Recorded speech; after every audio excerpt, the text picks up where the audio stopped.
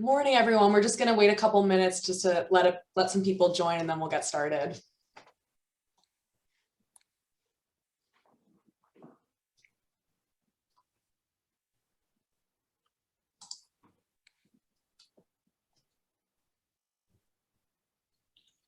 So to those of you who are joining, feel free to write in the chat your name and where you're Zooming from and stuff like that.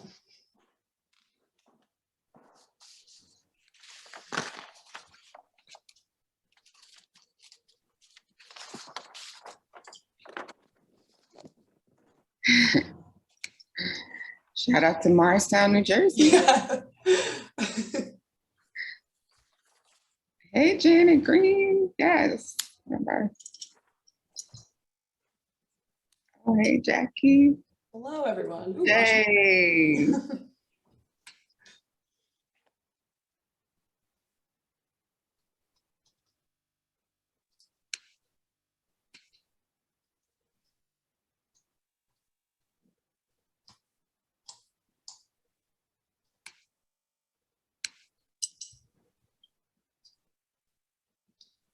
So if you are writing in the chat, just make sure that it's to all panelists and attendees so we can all see.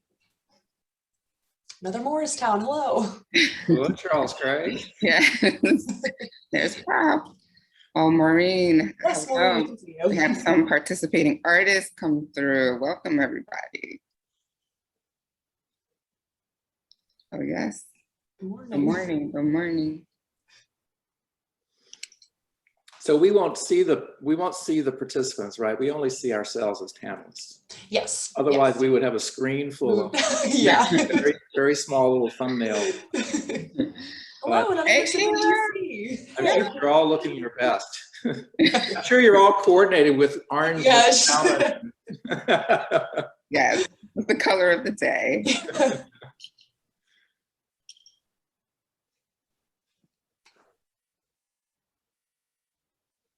Oh, I am presenting from Newark, New Jersey. Yes, I'm at home. Gwendolyn, one of our curators, is here from East Orange. I'm in my office. Mira, you see that. But yes, this is my office.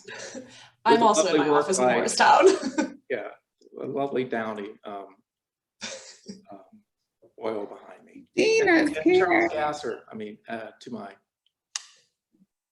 left. Yes, Newark is just looking amazing. Please come back and check us out.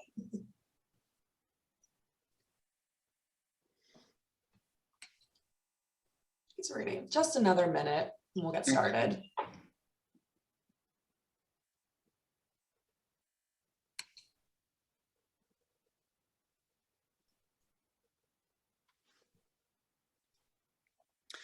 So everyone who's listening in will be automatically muted. The only ones who can speak are the panelists, so don't panic if your mute button isn't working. This will be one hour where no one will shout out to you that you're on mute. Yeah. Right. And this is being recorded as well, so everyone here will get a recording of the event too.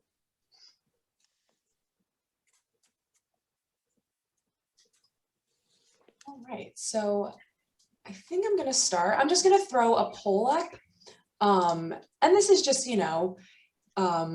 just feel free to answer if you want. We're really excited to be hosting Art in the Atrium this year, but I'm curious to see if you visited the Morse Museum before, what exhibitions you remember seeing. So if you want to write that in the chat as well, feel free.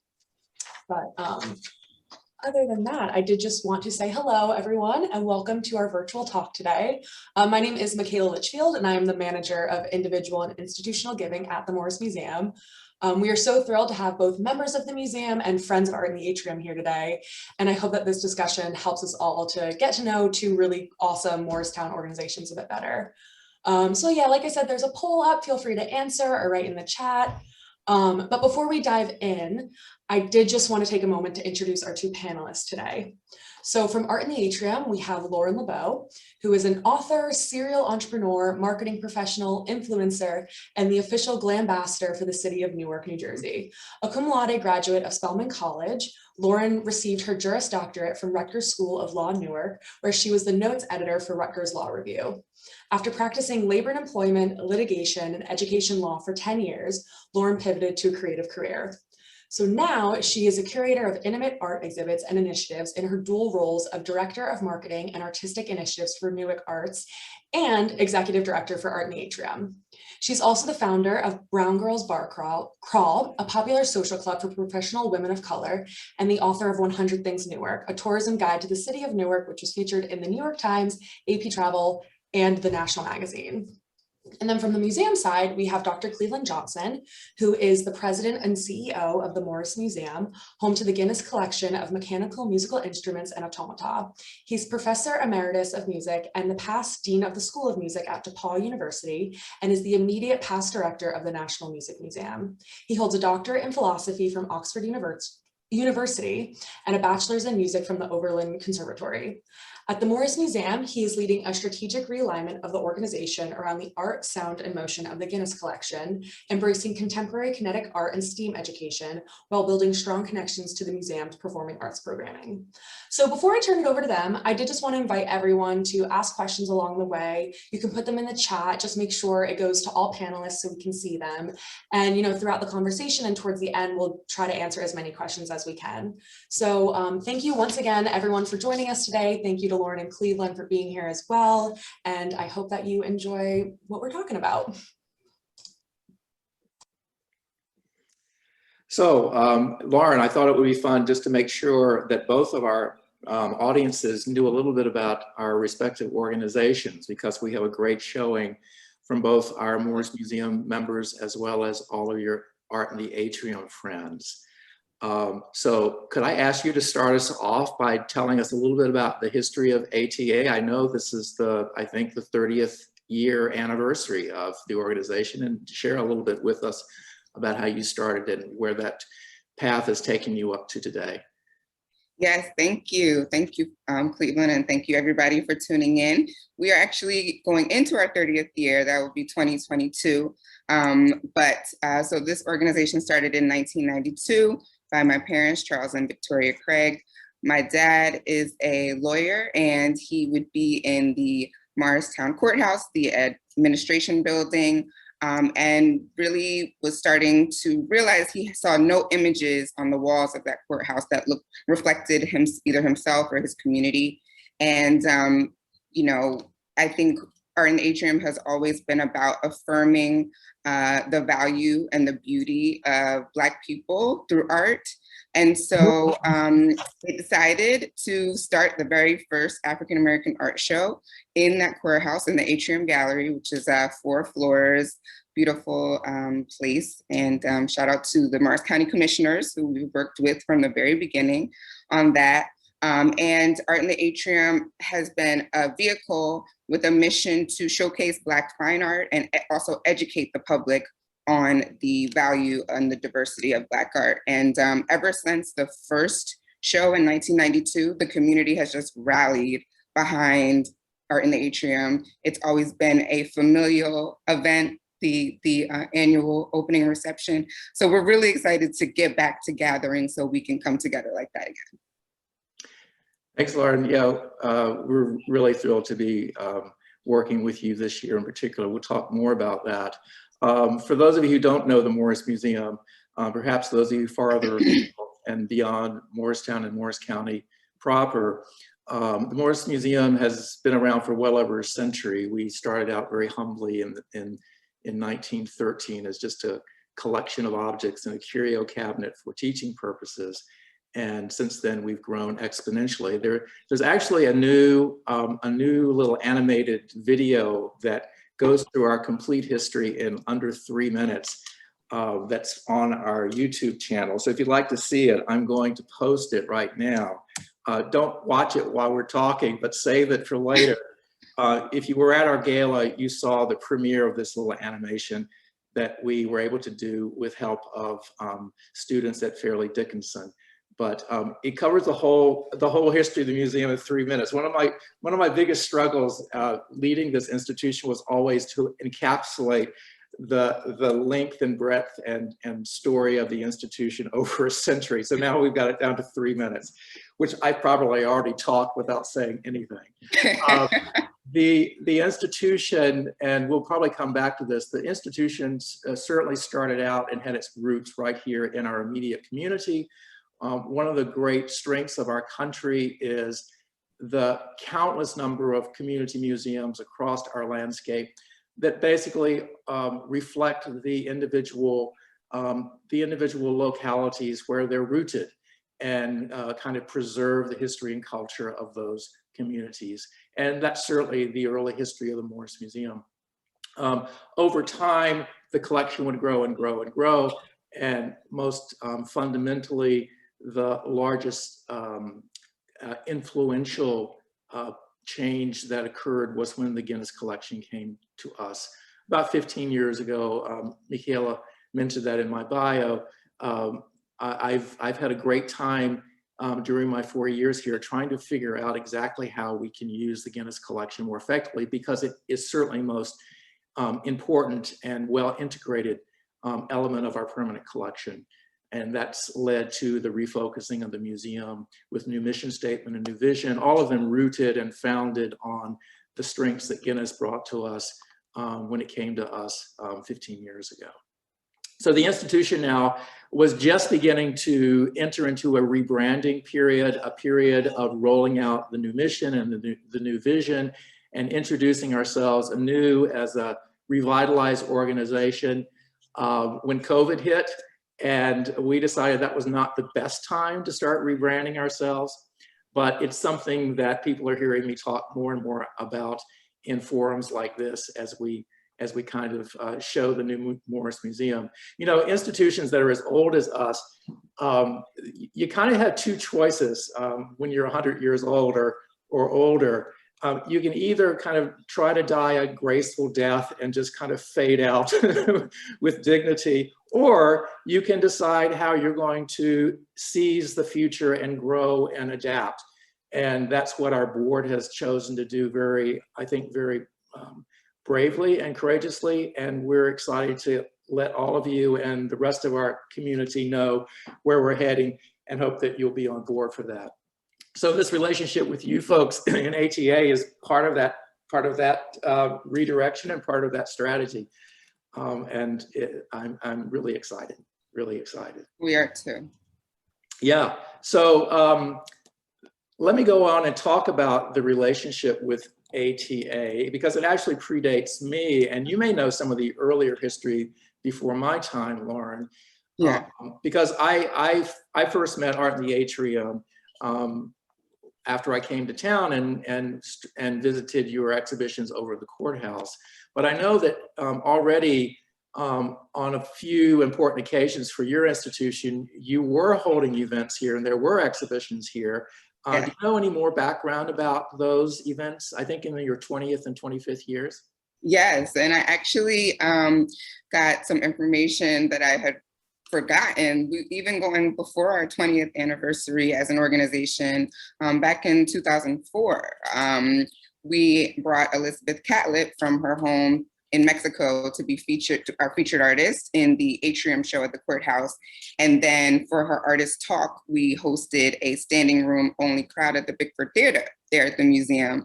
And that was a very pivotal event for our organization, because it really gave notice to the community and the greater art world that ATA was very serious about African-American art and artists, and the following just loved that.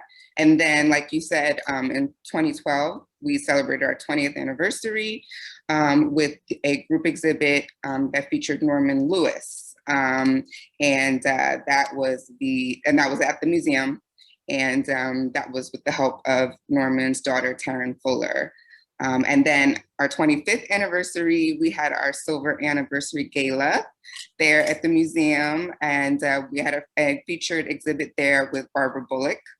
And then I think a year or two after that, the the museum had a Black History Month exhibit where there was 10 pieces from the Craig family collection that were exhibited there in the museum. So we have a long history. And then the other part of it is too, like, I grew up in Morristown. The Craig family has long roots in Morristown. So I grew up going to the Morse Museum as a kid, of course. It was like the home museum. So very long history, and excited to now be striking up this formal partnership with you that will result in an annual exhibit with, you know, ATA at Morse Museum. So it's just, it seems like it's the right time. It's very organic.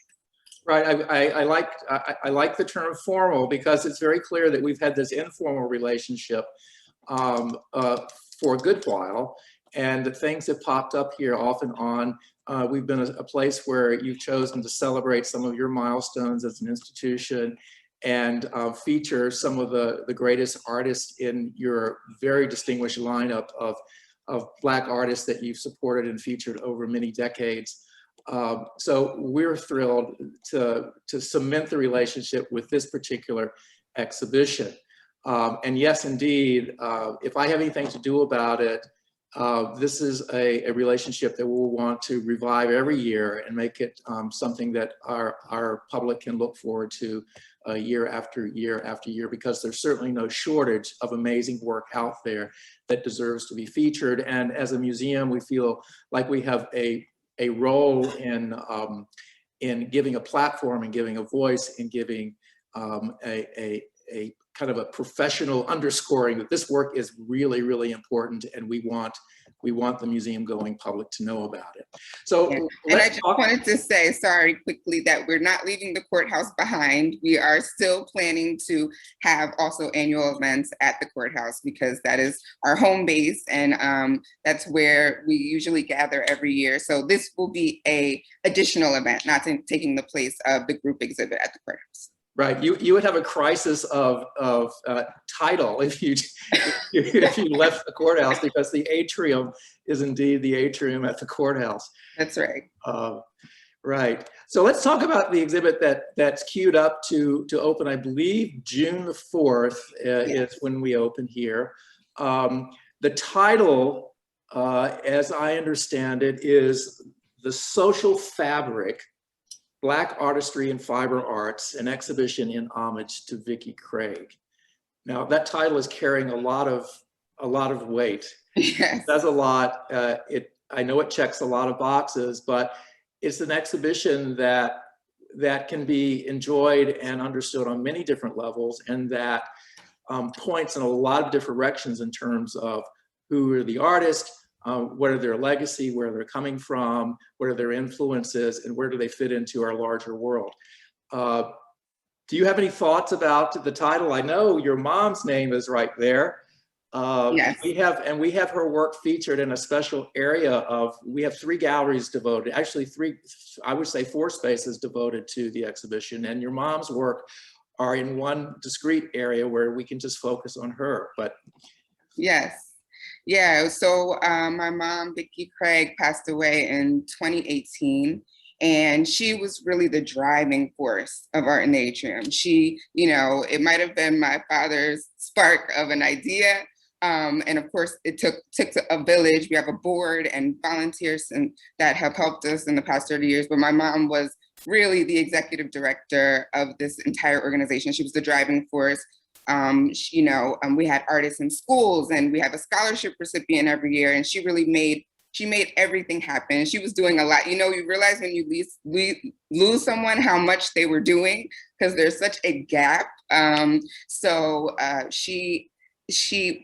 You know, it's her legacy that we're celebrating. The work that she did to keep an organization, a nonprofit, going for 30 years. It's a lot. And it's been an inspiration for a lot of other art galleries in the area, a lot of art collection. I think, and so I think she would, honestly, she would be tickled pink by this whole thing. We're so excited to be having that. But so this is in homage to her legacy and all she did as both the driving force of Art in the Atrium, and then also as a quilter. When she finally retired as a teacher, she taught in for a long time in Plainfield and then also here in Morristown. She was able to get back to her art, which was quilting. So very excited to have her as a featured artist in this show. If anybody's seen the icon piece that is on the postcard, let's see if I can pull it up. This is her work. And oh, okay, maybe we're not screen sharing right now, but the entire exhibit is just amazing. But I think it's called the social fabric because for me, Lauren, you can screen share. You can screen share now. Oh, I can share. Okay. Yes. So let me pull this up. There we go. Yes, and then sorry, you can probably see. So that is her work called the G's Bend Sampler, and G's Bend is a collective of Black women artists out of Alabama that are internationally known, and this was inspired by their work. So that was completed in 2016. So yeah, she was very prolific after she retired. So this is, dedicated to her and all her work and also her artistry. And then we're so excited to have just the depth and breadth of artists that we've been able to work with for this first partnership. Amazing names, some that are here right now, including Faith Ringgold, who's just internationally known and respected. She's not alive anymore, and then we have the most celebrated Black male quilter in America, Michael Cummings. We have a social justice quilt that I'm really excited about as a part of this show. And Maureen Kelleher is here. It's her group that works with actual inmates on quilts. So that's gonna be in this show. And then there's a huge quilt called Wonder Woman that's gonna welcome people into the museum. And that's by Theta Sandiford. It's already up in our pavilion, I believe. So you can get a preview just by walking in the front door before you even have to buy admission. Yes, exactly. Preview. It's amazing. Exactly. It looks great in that space. It does look good. So I think part of the title being the social fabric too is just what I was talking about, how first of all, just the Black community, it's about that collectivism coming together. And that opening reception to Art in the Atrium, it just always feels special. It kind of feels like a reunion, and it's an annual social gathering that everyone looks forward to in this area. So I think that's a part of why it's called the social fabric. What about you? What is your thoughts on the title? Well, the title is really interesting, and I wanted to ask this about your mom. By the way, for everyone listening, Lauren and I discovered as we were preparing for this that both of our moms were quilters, and we grew up sleeping under our mom's quilts and watching our moms for hours and hours with needle and thread stitching away. But when I think about quilting as a traditional art, I do think about it very much as a social thing, because it was very much hours and hours and hours of sitting together around a quilting frame or whatever, or piecing the fabric together, and then ultimately stitch by stitch by stitch, hundreds and hundreds of hours later ending up with a quilted work. But I've always wondered when that kind of work enters more into an individual artistic vein, does it become less social? I mean, does the artist who's thinking about a work in textiles, does it then become more individual or in a way more isolated? I mean, do you lose that social fabric when it becomes less of, just the coffee clots, the ladies sitting around for hours and, talking about family and friends? Or does it end up being a very individual pursuit? Do you know how it was with your mom?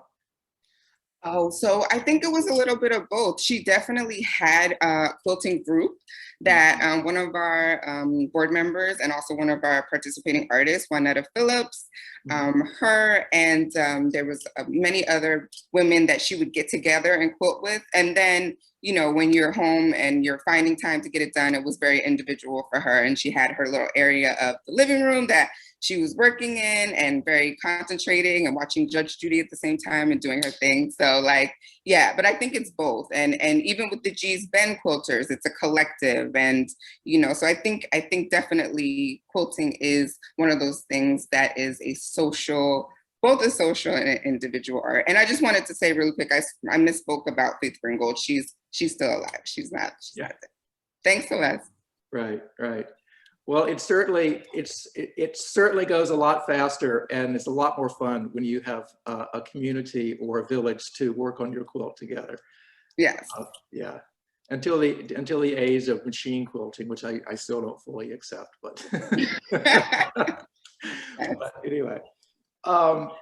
Yeah. So the reason that, or I would say an additional reason that we were very excited about this relationship, and in particular this show that is highlighting these works in the area of textiles and quilts, is because the Morse Museum's collection actually includes a good number of quilts already. And in fact, we have a certain history with very successful quilt shows over the years.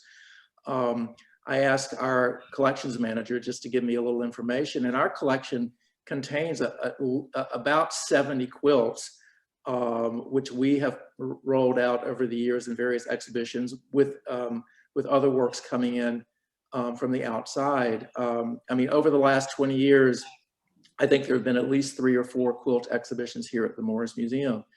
And so I was very interested in that connection, because we consider that an important part of our legacy as an old community museum. This reflects our community.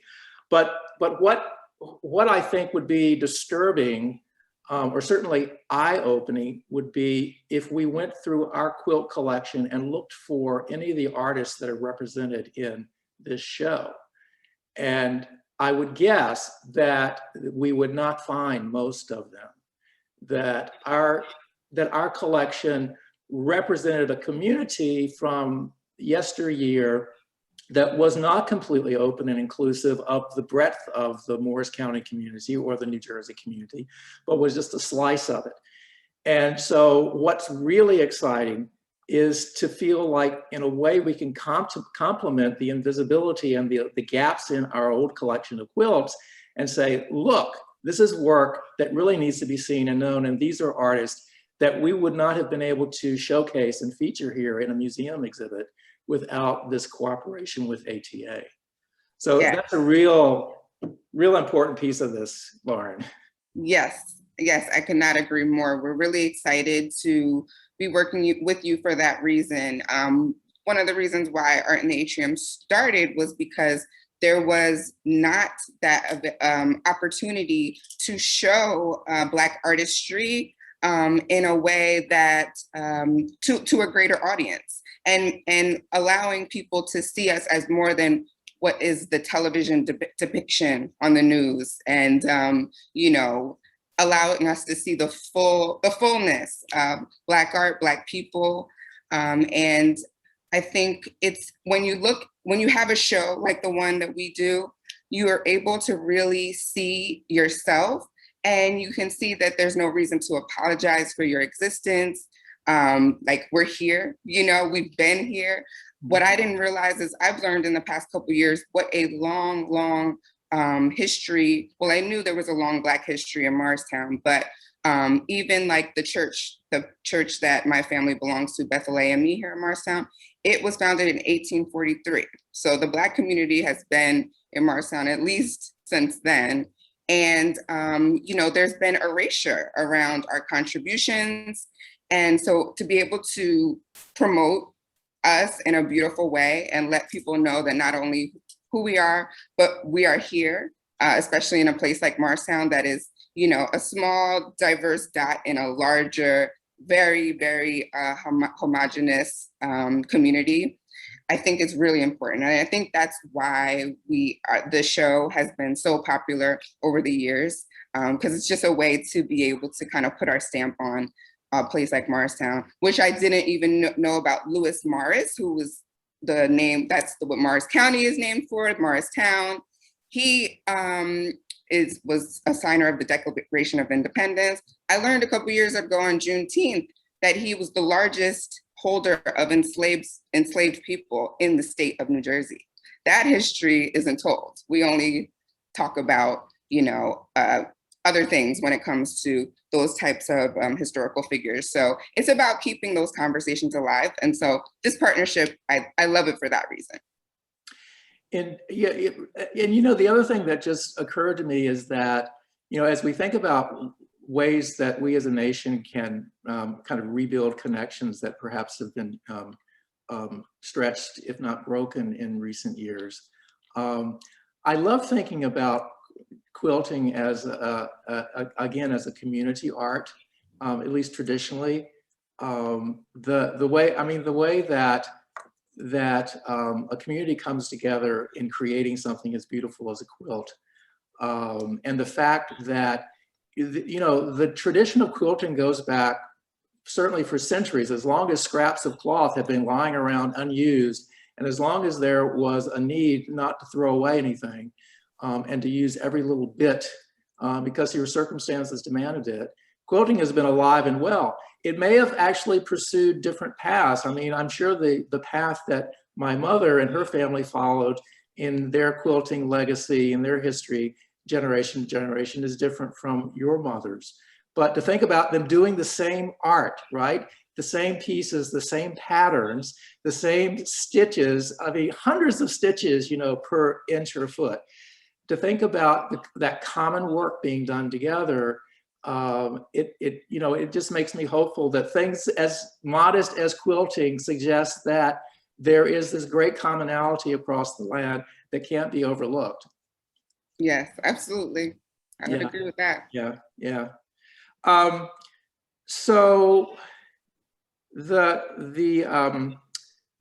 partnership that we are building is, just opening the door for what we can do in the future. I didn't just innocently mention the fact that our collection is so lacking in Black artists in the quilting and textile area, because I wish it were not so. So perhaps we can do something about that. I know that we actually have prints, I've been told, in our collection from Bisa Washington and from Gladys Barker Grauer. Oh, great. But those are prints. Right. I haven't had a chance to cross-reference all the artists, but there's a lot of work to be done in our own collections to make sure, to see how we could be more representative. But certainly bringing a show like this every year, come and go, is a tremendous opportunity to get dozens and dozens and dozens of great artists in front of the public, and to also give them a museum forum, which I think is very important for professional development. Do you have like would you like to share anything in particular about some of the other work in the show? Things that might be favorites or highlights, or, I mean, I'm setting you up here to make somebody mad because you don't include them. But knowing that all of it's a large show. I mean, it's a large show, and at least a couple of dozen of artists, right? Yeah, 27 artists. Okay. 27 artists. At the risk of overlooking great talent and promise, and what are your highlights? So I'm just gonna share the list of artists here. There you go. Very good. Get that out the way. So yes, I mean, the show is so strong. I would like to use this opportunity to shout out our curators, Gwendolyn Barrington-Jackson, Nettie Thomas, Ani Struther, and Juanetta Phillips worked so hard alongside managing curator from the Morse Museum, Lauren LeBeaux, to make sure that we had just an amazing, amazing showing of talent in the fabric arts. And we're just really excited. I mean, I did shout out a few of these people already, but we do have our hometown favorites, Bisa Washington and Gladys Parker Grauer, like you said.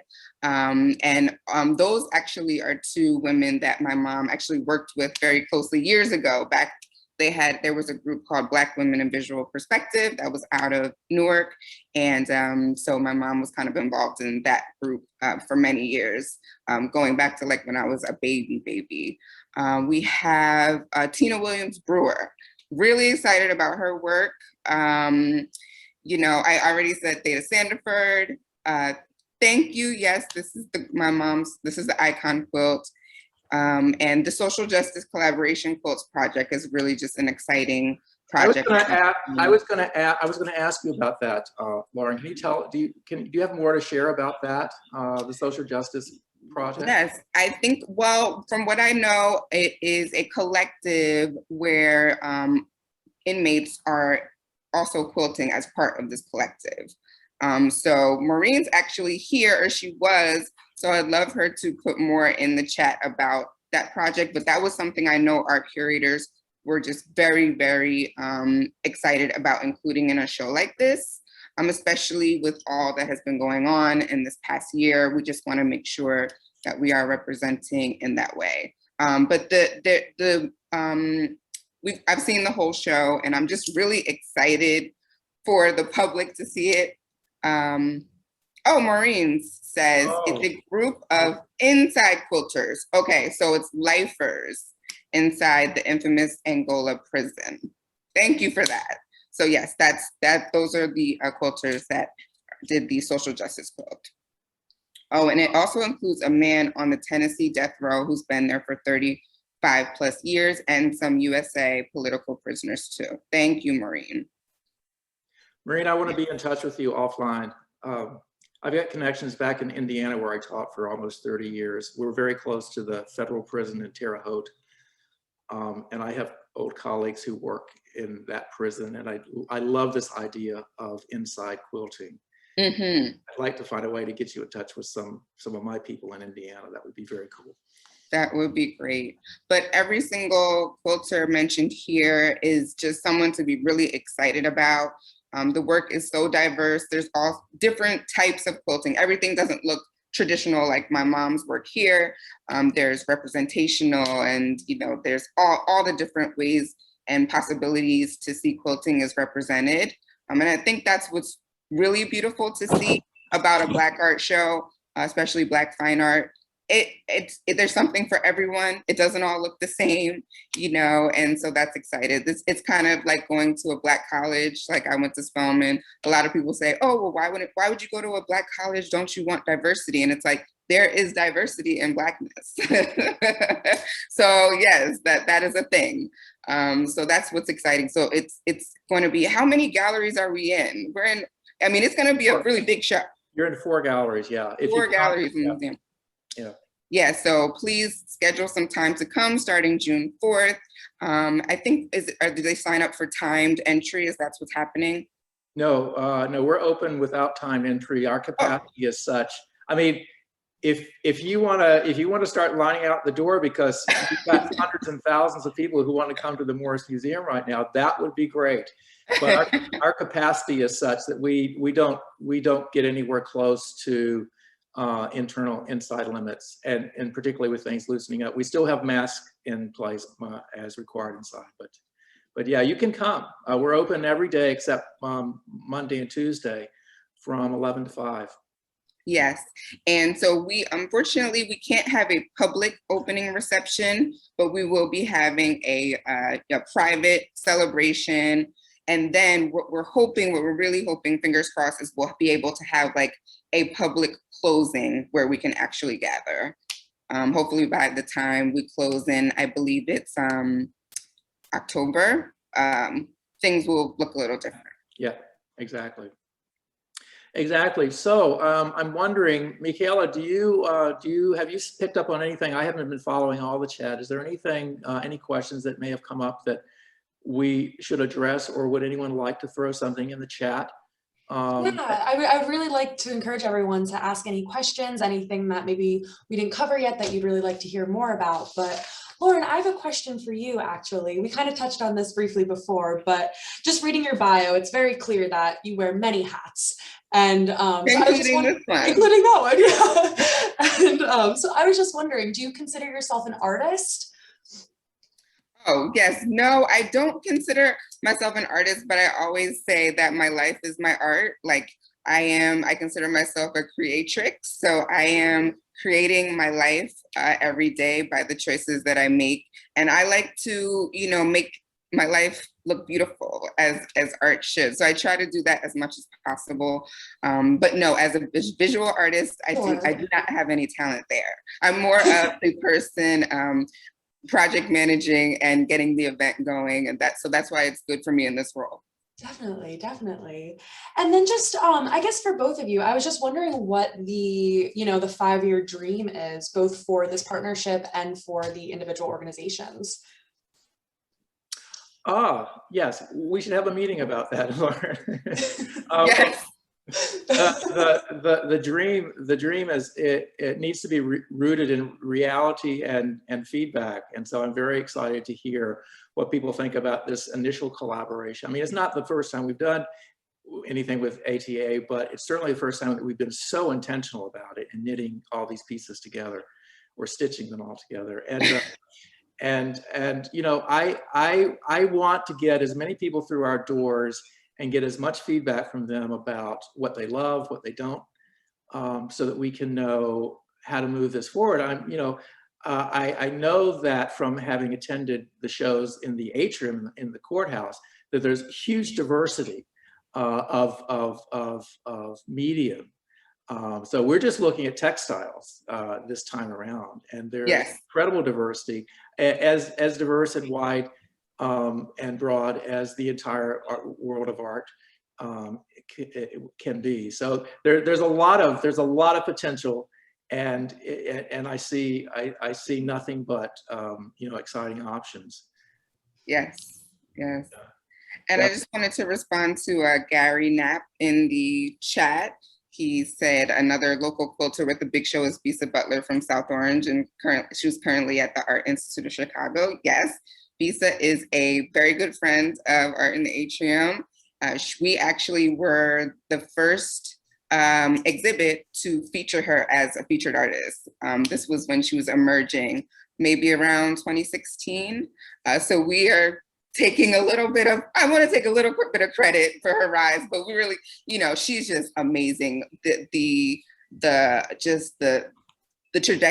trajectory that she has been on is amazing. But Bisa, we would have loved for her to be a part of the show. She was in our last Atrium show last year, and she'll be in more Art in the Atrium shows, but it's just that this year with her schedule, we weren't able to make it work. And I did just want to mention, I think it was Maureen asked about a reception, and definitely looking to plan things. On the museum side, we're actually looking to we have this new initiative called First Tuesdays, which take place on the first Tuesday of every month. So this show opens in June. So on July 6th, I believe, is the first Tuesday of July. We're actually planning to invite everyone who's in this Zoom right now to come and see the show, kind of like kind of before hours, but it's kind of like an after hours thing. You'll kind of have the gallery to yourself, and you'll be able to see the show really up close. So we'll be in touch about that kind of as the day gets closer and we have more details, but we're definitely planning a lot of programming around this exhibition. Yes, thank you. And make sure to, if you're in the chat, that you have it clicking share with panelists and attendees. Because some of these we're only the panelists are seeing. So just make sure if you want everybody to see your, sorry, I'm managing Zoom now. Does anyone have any more questions or anything they'd like us to touch on before we kind of wrap it up? I would just love to, yes, thank you for asking that. If you want more information on Art in the Atrium, you can go to artintheatrium.org. During the pandemic last year, we pivoted to an online platform. So we actually have art for sale at artintheatrium.org. And so we'll be continuing that as well. And I think one of the things that we mentioned was how robust art sales were last year and continue to be. The art market is so hot, and especially Black art right now is so hot. So want to thank everybody that supported us last year. Last year, we sold $50,000 worth of work during the pandemic between online and in person. So that, and of course, I would like to thank our board. Thank you so much. Like to thank all of our volunteers and the Morse Museum. You guys have been working so hard to mount the show. And we usually, you take 2 years to do a museum show, and we were like, okay, 6 months, let's do this. So thank you guys so much, everybody that's been involved. It's gonna be worth all the hard work. So thank you. Let me just ditto what you said about your art sales through Art in the Atrium as an organization. This past year has been particularly hard on artists as everyone's tried to figure out how to scrape out an existence. And as a museum, we're not in a position to even touch that commercial side of the art world, and we have to remain kind of hermetically sealed since we're not a gallery. But very much so, if you see artists, if you see work that you love, you can reach out to Art in the Atrium, and they can be a conduit for being in touch with the artists if you'd like to support them, if you'd like to bring their art into your own life. Yes, buy Black art, hashtag buy Black art. Yeah, there you go. Jane Keurig is, I was telling you, she's friends with both of our organizations because she was actually our neighbor growing up on Green Hill Road. So, hey, Jane, we're also very excited about this partnership. I think that is a wonderful note to end it on. I just want to thank you again, Lauren and Cleveland, so much for doing this. I really love this conversation. I thought it was very insightful, and it was super great to get to know the organizations a bit better, even though I work at one. And just everyone who joined us today, thank you so much for spending your morning with us. I know it's a beautiful day outside, so I hope you get to enjoy it. And yeah, like I said, we'll be planning more in-person programming and activities surrounding this exhibition. So kind of as we get those details squared away, we'll be in touch with everyone to let them know. So thank you so much again for joining us, and we will be in touch. Thank you. Bye-bye. Bye, everyone. It was fun, Lauren. That was great. Bye. Thanks, everybody.